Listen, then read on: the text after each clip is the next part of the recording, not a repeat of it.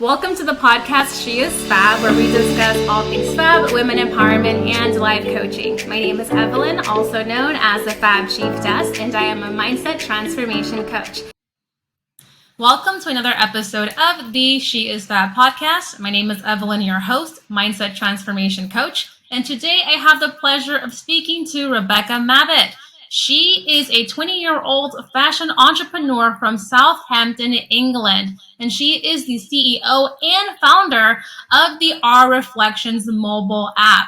It is an app that allows you to try on clothing, size, and measure before you actually make your purchase. Welcome, Rebecca. Thank you. Welcome. I'm so happy to be here. Thank you for having me. I am so glad to have you and so excited to learn more about you, your endeavor, and this app. So tell us, definitely. What made you pursue this? Do you know what? It was the craziest of stories and how it all came about. Basically, I left college at 18 and just thought, do you know what? I don't know what I wanted to do. I knew that I wanted to go traveling at some point, and I had a part-time job, or I have a part-time job, which I absolutely love, which is swim teaching. So I thought, do you know what? I'll have a year out and I'll swim teach to save up money, and then I'll use that money for traveling, just to see if I found a career that I'd wanted to go into, or traveling helped me broaden my ideas for a career. Because again, I was really stuck. I didn't know.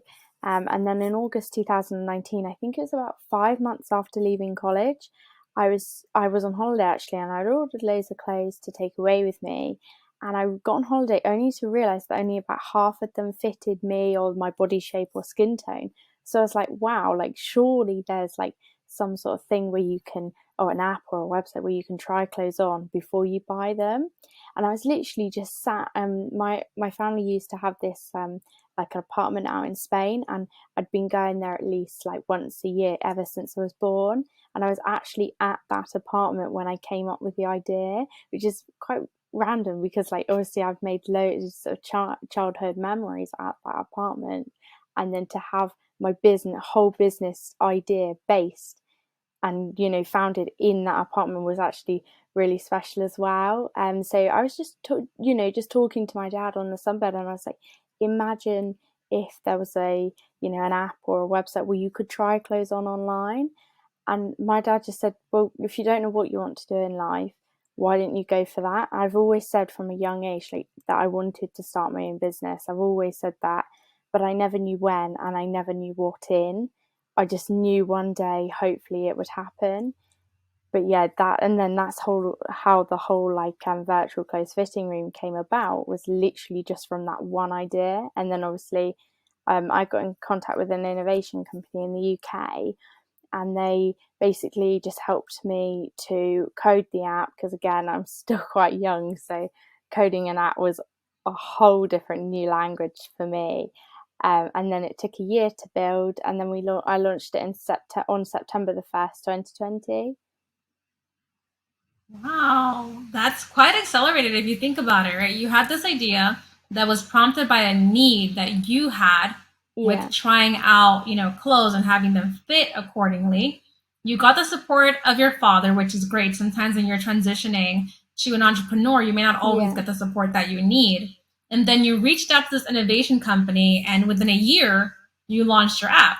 I know. Do you know what? That whole year, I obviously knew what was happening, but I think I deal with things differently. So for me personally, I'm kind of in shock, and then I don't actually process it until it's kind of happened, or a few weeks after it's happened. So when obviously I had a year to prepare myself until it launched on the Apple App Store, and when it finally launched, I was like, wow, this is actually happening.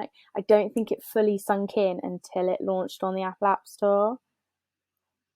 That's amazing. You're going through all this work, setting this thing up, and you're somehow living in an alternate reality where it doesn't feel as real until it's in the App Store. Yeah, definitely. It didn't feel real until it was actually in the App Store, which is so weird because everyone's like, surely, but no, it was just crazy. So I have to ask, because you mentioned that you knew from childhood that you wanted to be an entrepreneur, just not knowing when you would launch a business or what it would be about. Yeah. Folks that know you, Are they surprised, or are they like, no, we knew you were going to have your own business? I think my family knew that obviously that's what I wanted to do. I don't know, I just had this idea in my head, and when you can build like images and pictures in your head, I just knew one day that would be me. But again, I didn't know when. I think previous people that have known me through school and things, I think they maybe would have guessed it. I think some people would have seen it as a shock and others wouldn't have. I'm not really sure, but yeah. Mm-hmm. Well, I think what could be shocking too is the fact that you are such a young entrepreneur. Obviously, I feel like nowadays it is more common to see younger entrepreneurs, Yeah. but still, for some folks, it can be shocking. You're only 20. Yeah, exactly. And I think my college teachers were shocked. I think my school teachers were probably shocked. I think everyone was, because I kept it a secret right from when I first had the idea in August 2019, and I only told my mum, my dad, and my brothers and sisters, and two close friends, and that was it. Like, until it launched, I kept it secret for from August 2019, sorry, all the way through to September 2020. So for that year, nobody knew except there were 8 people. That was about it. So when it finally Mm-hmm. launched on the Apple App Store, everyone was like, "Hang on, what? Where did this come from? Like, how long? Like, everyone had so many questions, and it was just like Mm-hmm. I dropped this massive bombshell." Yeah. So why do you think that you kept it a secret for that long? I kept it secret only because obviously where it was quite a fresh idea, and I knew that it would take ages to build, and I didn't know how long it would take to build. So I just wanted to keep it a secret just in case, anyone else decided that, oh, I'm going to create like that app. I wanted to Mm. make sure obviously that my idea was kind of protected in a way. So if I only told my close family and close friends, then I knew then it was kept within a small circle. Mm-hmm. That makes sense. As an entrepreneur, or when you're thinking of creating something, there's always the worry that, one, there's something out there that's already similar to what you're doing. And Yeah. so, how are you going to make it different? Or if it's something new, you want to protect it so no one else steals your idea. Yeah, exactly. Like, it was my own idea. Like, this was my, like, almost saw it as my chance, because obviously, like I said earlier, I'd always wanted to own my own business when I was younger. So I was like, no, this is my chance. So actually, I'm going to keep it quiet. And Mm-hmm. I have no regrets keeping it quiet at all. If I was to do it all over again, I still would. Well, I mean, it worked out in your favor, right? You surprised people, but you were also able to work on your own process, on your own time, with no expectations or deadlines to produce what you wanted to produce. Yeah, exactly. And I thought if I told people, then maybe, the pressure, obviously, because there's quite a lot of pressure, but it's not just that, it's, timings, deadlines, like you say, but also if things go wrong, you need time to fix them. And I just didn't want to have to keep on answering everyone's questions about when's it going to be Mm-hmm. ready, and everything like this. I'd rather do it in my own time, get it perfect, and then, or near to perfect as I possibly could, and then launch it and tell people. Mm-hmm. No, that sounds great, and actually, it's pretty smart because, like you just mentioned, you don't have to worry about people's expectations or answer their questions, right? Because they're going to be curious as to where are you in the stage of developing this, right? How soon can we see it launch? How soon can we actually use it? Yeah, definitely. And I think that took most of the pressure off, not telling people. So in a way, it kind of helped, and everyone was like, "Well, how come you never told us? How come?" And it's like, no, there was a reason. Like, I just wanted to keep it to myself until I 100% knew when it was launching. Obviously, I think it was like 2 weeks before it was due to launch. I told a few more people, other friends, but again, I never Mm-hmm. actually went round. I'm not one of those people to go round and tell absolutely everyone. I Mm-hmm. don't know, I find it easier if people ask me, like, and then I tell them, rather than I'm not one Mm-hmm. for bragging or anything like that, to be honest. So That's a good trait. You're humble. yeah, yeah, no, I don't like to just, talk on and on about it. Like, I'd Mm-hmm. prefer people, if they want to know, I'm more than happy to answer their questions. but I'd rather them ask me, if that makes sense. Yes. No, it makes complete sense. And I have to say, a year can be like a long period for some or a short period for others. I particularly think that a year is a very short period. So tell us about some of the challenges that you faced in this year as you were working towards putting your app on the market. Yeah, so the year, I'd say it went quite quickly, but also quite slowly. Just because obviously we first developed a prototype, so obviously then we had to design colours. I was totally new to all of this, obviously. So going into a whole different new world, and you've got to choose the colours, the branding, the brand name, the logo. There was so many things to take into consideration. So obviously that was a bit overwhelming. I was like, whoa, like, I only had this idea, and from my idea, next thing I know, we were creating a prototype, and it's like, okay, this is now reality, right? Let's, but also I think because I was so new to it all, at the start, I don't think I fully knew what I wanted in the app. So that was quite difficult because it was a sudden rush to get the prototype made. So I found difficult because obviously I didn't know everything that I wanted to be included. I was questioning myself, like, oh, do I need that? Do I need this? So I found that quite hard, just literally jumping in straight into the deep end and knowing, because the software people were asking me, do you want this and do you want that? And then I was like, I don't know, like, I don't know. Let me have a think. And the pressure then was a bit, but I did really enjoy it. And then obviously with the coding of the app, nothing with technology goes right first time.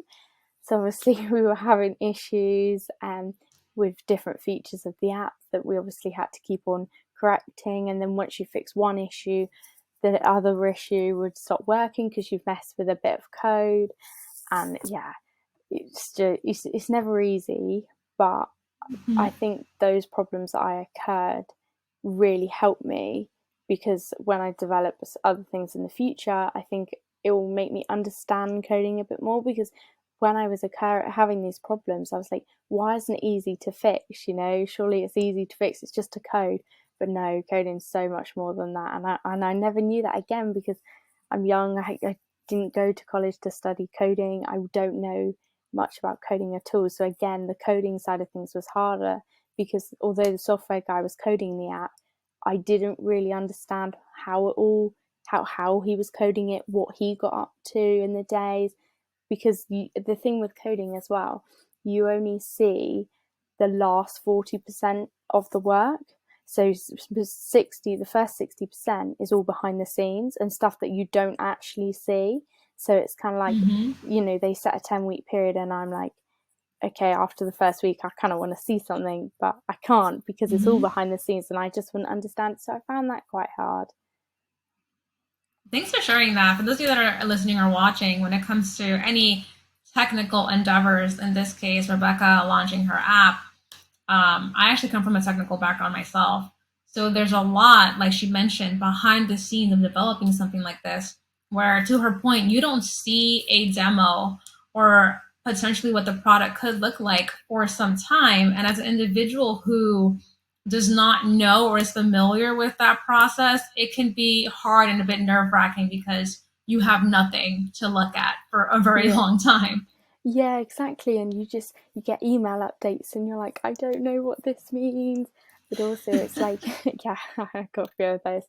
But it's not obviously just that, like you say, the coding behind the scenes, if you don't understand it, then chances are you're going to be sat there like, oh, what do I do? Like, I'm not seeing anything in return.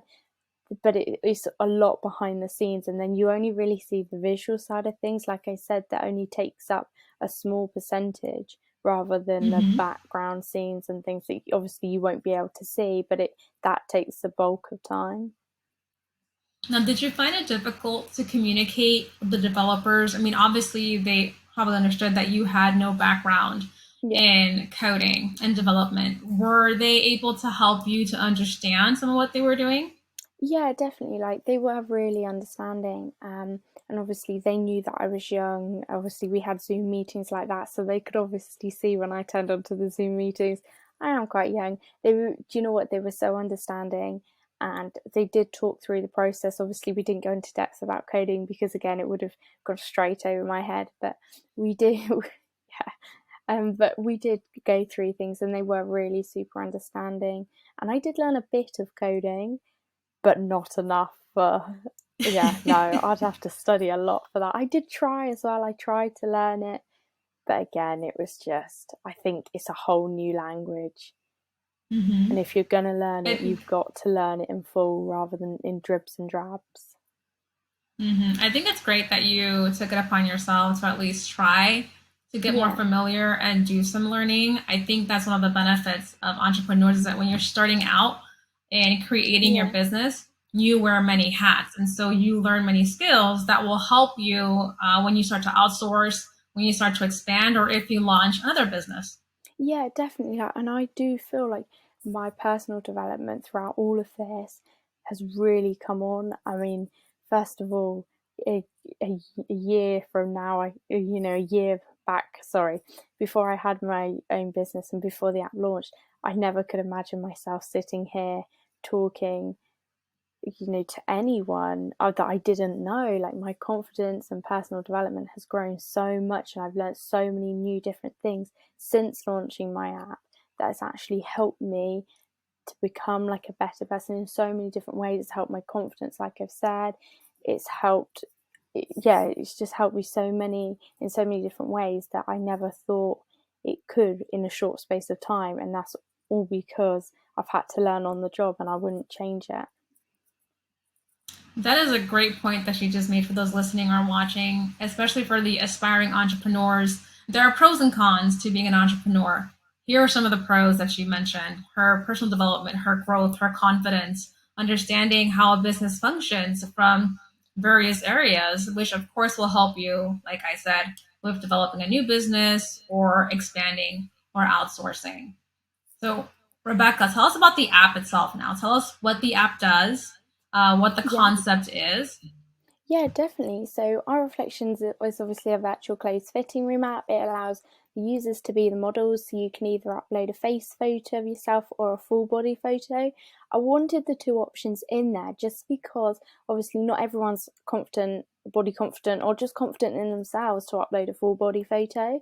So I was like, right, okay, we'll have a face photo as well. And your face, once you take a photo of your face or upload a photo of your face from your camera roll, you're able to change your face, is being put onto a body, which you can then change the skin tone, the size, the shape, just to match yours, because it just wanted to still add that personalization in, even if you didn't want to take a full body photo, because again, I wanted the app, and I want the app to be able to be used by absolutely anyone and not discriminate, because I think it's really important, because everybody shops online and there's no certain body size, there's no certain skin tone, there's nothing, we're all different at the end of the day.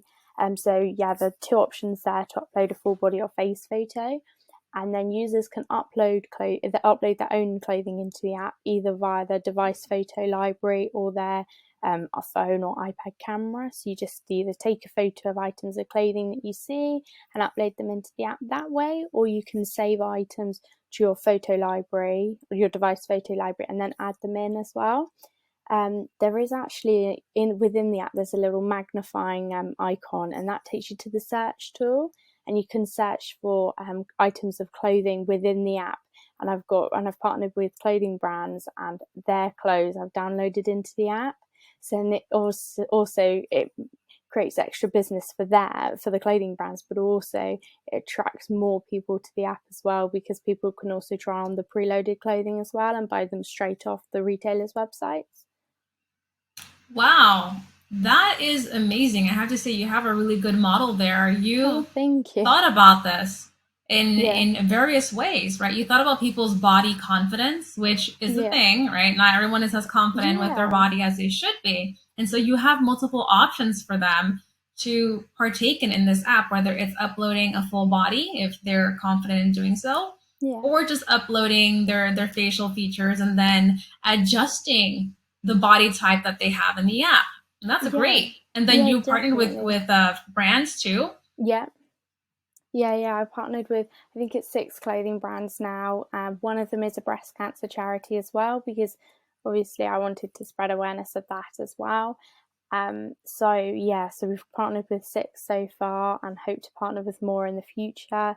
Again, it gets the app out there, but also it helps small businesses and clothing brands to promote their clothing on the app as well, and offers their customers personalization, because they're able to try on the clothes before they buy them, which is obviously then helping returns, because obviously the fashion industry is the second biggest polluter. So obviously clothing returns as online shopping grows, especially in the pandemic. I don't know where you are, but in the UK, all of our shops have been shut, and fitting rooms haven't been open since the whole pandemic started back in March 2020. That's a good point. And actually, that was my next question for you. You know, how has the pandemic either helped or limited your business model? I would think that it has helped, because like you said, malls, even if they're open, fitting rooms may not be open. Yeah, exactly. Like in the UK, like I said, for the most part of last year and this year, our shops have actually been shut. So more people are shopping online. So actually the COVID's really benefited my business, because my business is closed fitting rooms and stores are so popular in England. I assume they're the same way you are.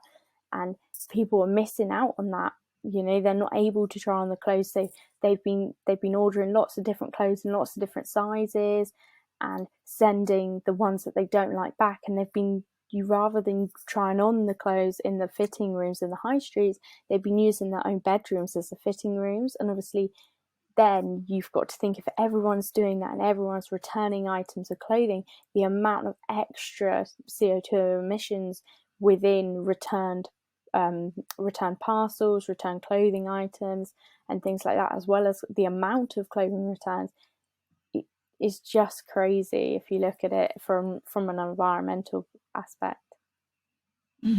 So something else that I love that you mentioned there, not only is your app providing a service that we sorely need in the pandemic, right? Because no one wants to go, if your malls aren't open and fitting rooms aren't open, obviously you can't try on the clothes. It prevents additional pollution, like you said, with the emissions. So your app is providing a service where people can, again, try on clothes virtually.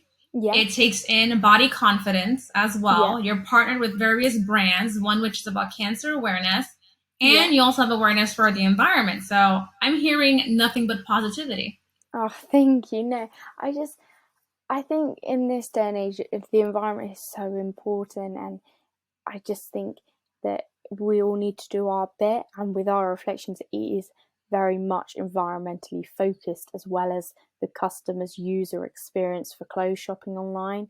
I just wanted it to make it as easy as possible for the customer and create the most personalized clothes shopping experience a customer could need, as well as obviously benefiting the environment at the same time.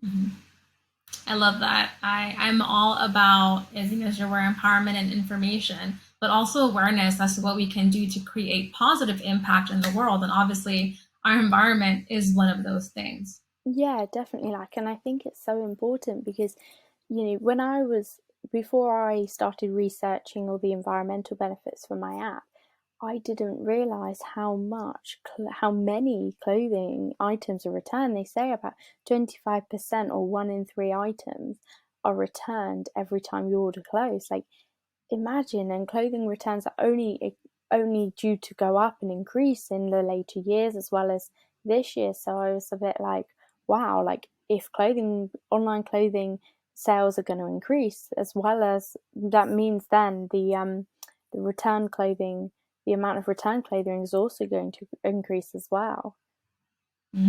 Which is then obviously more going to cars have a negative. on the road. Yeah, exactly. It's more of a negative impact for the environment. No, I love, like I said, your app so far, how you've described it and what its purpose is and how you're partnering with other brands. It's all positive and creating a positive impact, not just on individuals, but on the world itself. Yeah, definitely. No, thank you. You're welcome. So I'm curious about the technology aspect. When you first brought this idea over to the developers, was it something that they thought would be difficult to accomplish, or was there something similar, some innovation or technology that they could use as a foundation or framework for your app?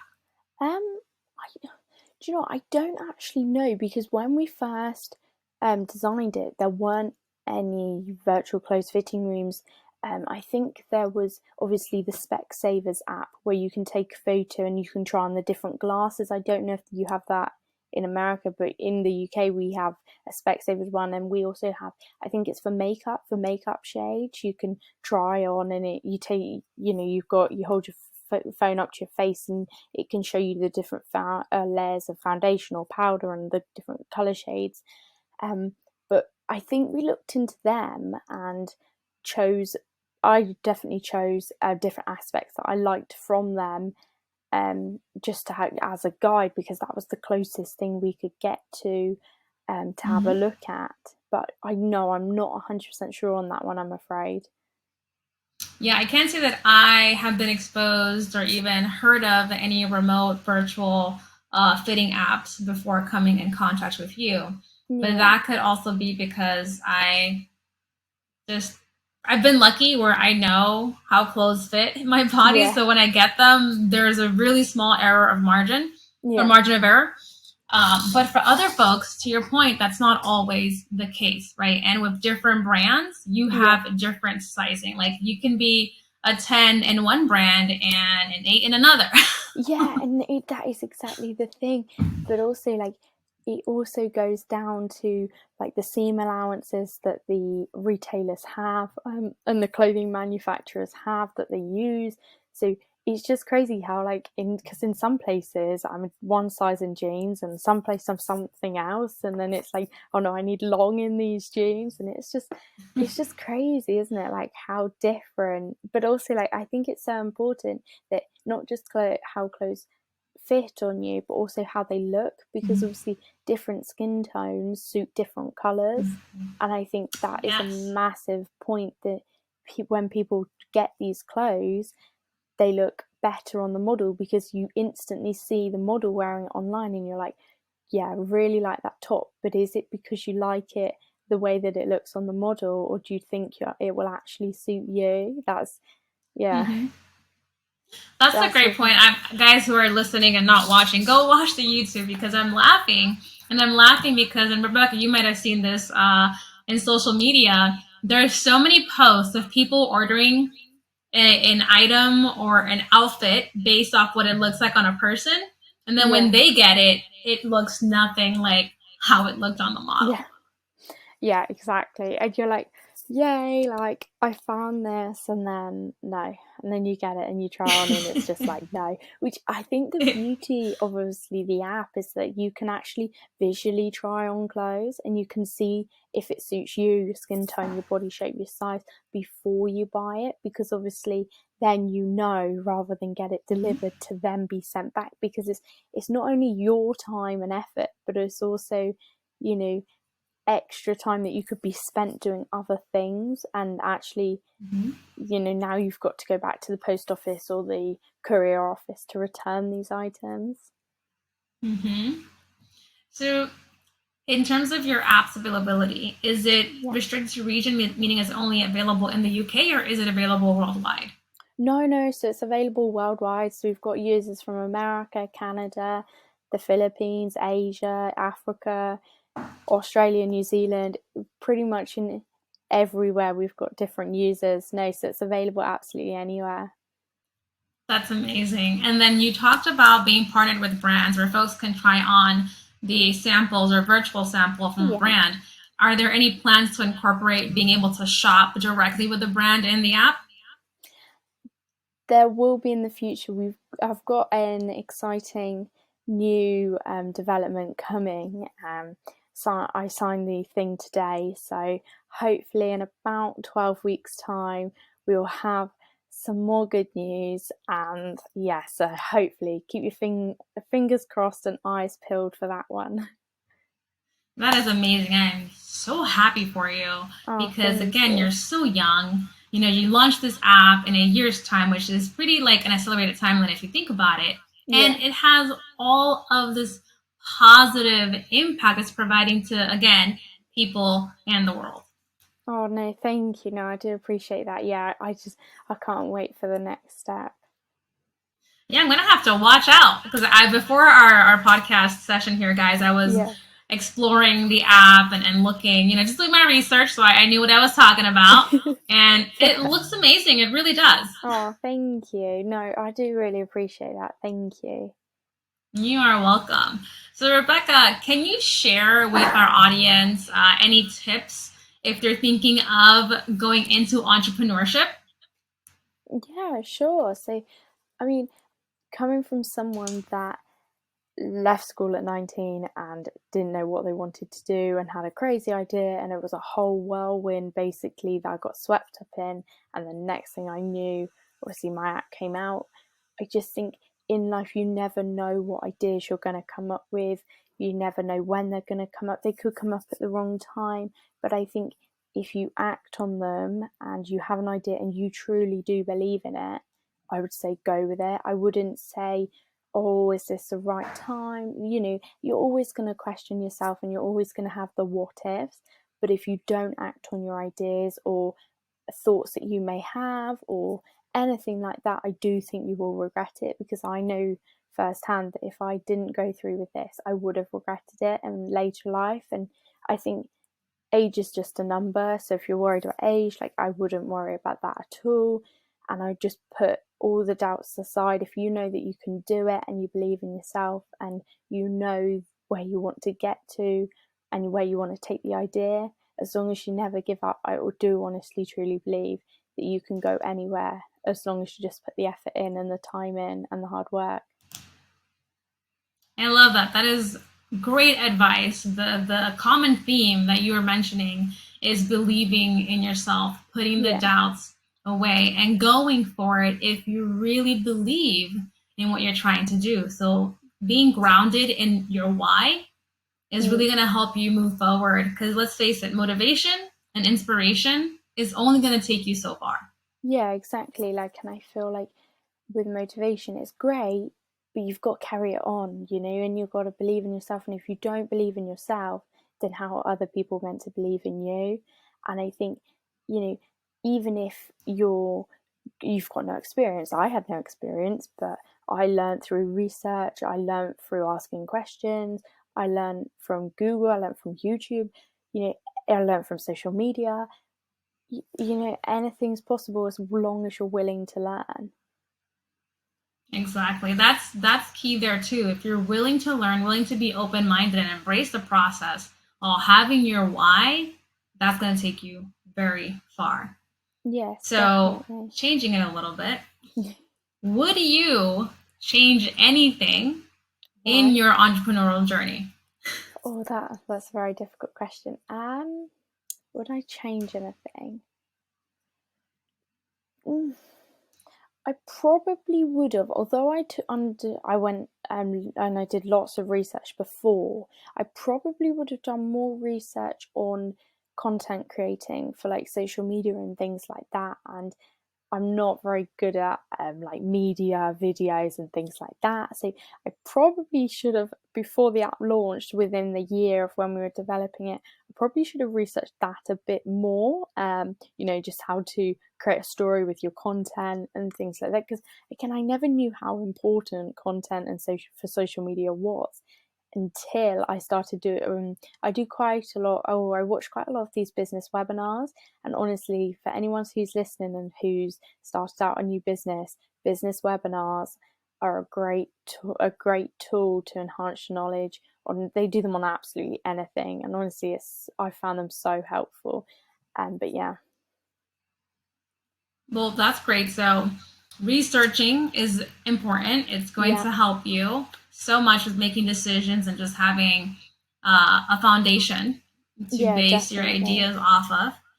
Social media, though, I am with you, Rebecca. It is a beast to put content together for social media. Yeah, and it takes so long as well. I recently started with TikTok, and to create a video for TikTok, it's like 30 minutes to an hour for one video, and it's 15 seconds long, for example. And then you've got to constantly create new content, which means new images, new screenshots, and everything. And I don't think I ever realized how long it had taken, or how long it takes to create that content, and how quickly it's used. And we're a society of limited attention spans. So Yeah. sometimes your content might not get the views that it deserves because folks are just scrolling through quickly. Yeah, exactly. And then you spend so long on it, and then actually, oh no, somebody swiped past it quickly, double tap liked, and then scrolled past, and it's like, I spent half an hour on that post and it's gone so quickly. Or you spent 20 minutes on that story and it's gone within 10 seconds. Like, it's just crazy. Yes, not to mention, you talked about TikTok, but you're also on Instagram. There are several platforms, and you have to sort of think about, okay, where am I going to dedicate most of my time? Yeah, exactly. And each platform requires a different type of media as well. So like TikTok's videos and mostly imagery, but then Facebook or Twitter, is more words, and say, catchy phrases and hashtags and things. And then you've got Facebook, which is again more for like words rather than visual. And then Instagram is pretty much all visual. So you've got to create different content for each different social media platform, which would again takes time, and I never knew how long it took, but also how to create like a whole story about your product as well. And as an entrepreneur, you being the CEO of your app, time is a very valuable asset. So if your time isn't used wisely, it's really a waste. Yeah, definitely. And I feel like sometimes I have probably wasted time trying to create content that actually probably wasn't the best to create. But again, it's all learning. Like, I believe that you do actually learn more when you're doing something new and you're trialing, and it's basically trial and error, isn't it? To figure out what works for your business and what doesn't work for your business. I agree. Sometimes when you're trying and you're having these errors, you determine, you know what? This platform is not the platform for me. You go use something else. Yeah, exactly. Like, and I must admit, TikTok, I'm not really a fan of being in the TikTok videos. I don't know what it is, but it's just not for me. So I get my little sister to help me with that. She's the one in the TikTok videos.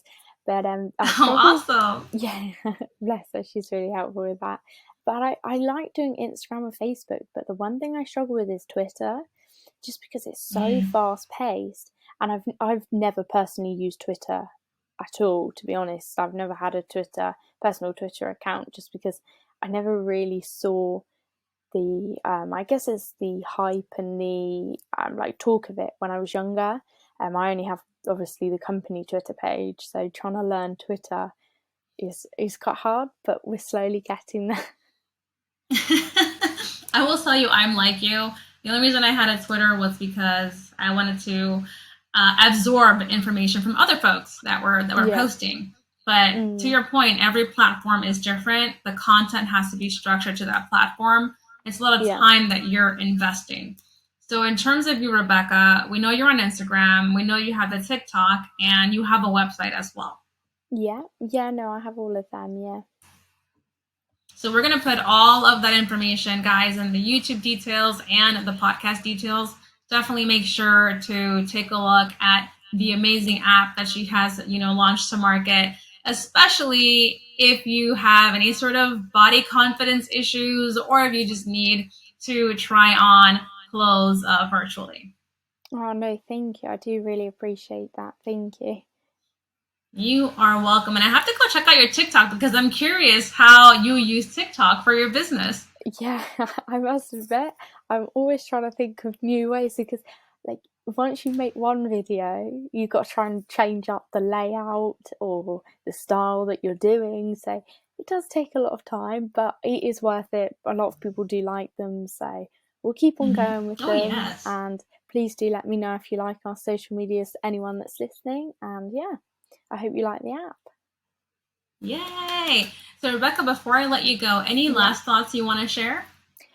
My one thing, and I say this to anyone, literally follow your dreams. If you've got business and you're listening to this and you're thinking, oh, do I give up? You know, is it anything like that? Or you've got a new business idea and you're like, oh, you know, the time's not right at the moment. You're never going to find a right time. I'd literally go for it. If you believe in yourself, go for it and just never give up. I love that. Rebecca, thank you so much for talking about your journey, your experience, and what your app does, as well as how folks can connect with you. No, definitely. Thank you. And thank you to everyone that's listening, watching. I do really appreciate it. And thank you so much for your time. It's been so nice catching up with you. You are welcome. It has been so informative for me and fun as well. And like I said, I'm going to go check out your TikTok to see how you use it in your business. I hope you like it. All right, guys. So like I always say, preparation, accountability, execution, and resolve are keys to your success. Until next time.